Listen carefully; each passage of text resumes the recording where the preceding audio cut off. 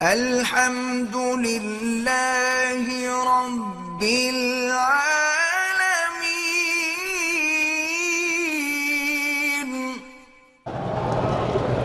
میرے کچھ ساتھی سمندر کی سیر کے لیے جدے گئے ہیں، جانا تو نہیں چاہیے لیکن گئے ہیں تو احرام ضروری نہیں ہے۔ سمندر تو جہنم ہے، جہنم دیکھنے گئے ہیں۔ اور بیچ پہ کیا ہوتا ہے آپ کو پتہ نہیں ہے؟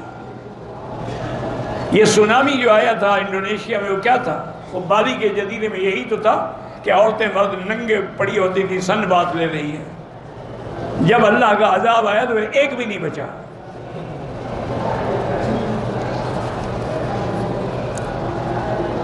اللہ نے بلایا ہے تو اللہ ضرور قبول فرمائیں گے۔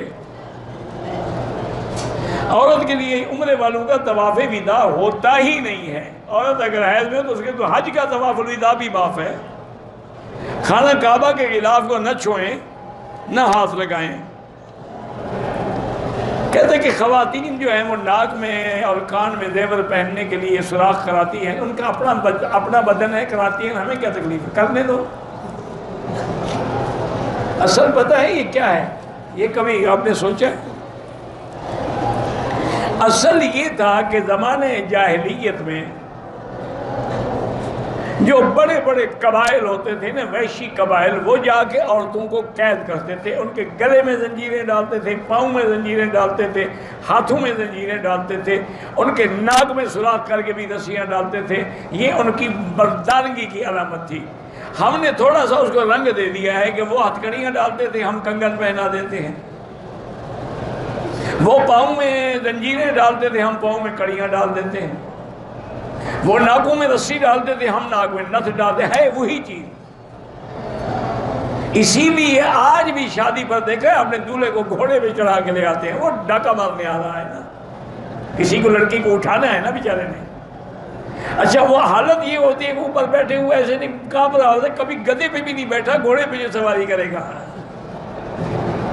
یہ وہی ہے، وہ رسم ہے، وہی چلی آ رہی ہے، اسی کو ہم دہرا رہے ہیں۔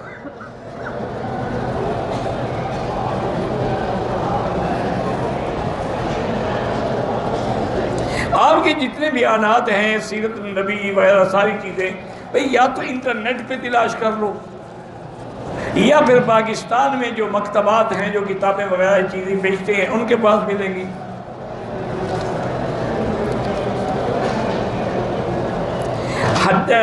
کہتے ہیں کہ حرمین میں تہجد کی اذان ہوتی ہے، حضور کے زمانے میں بھی ہوتی تھی۔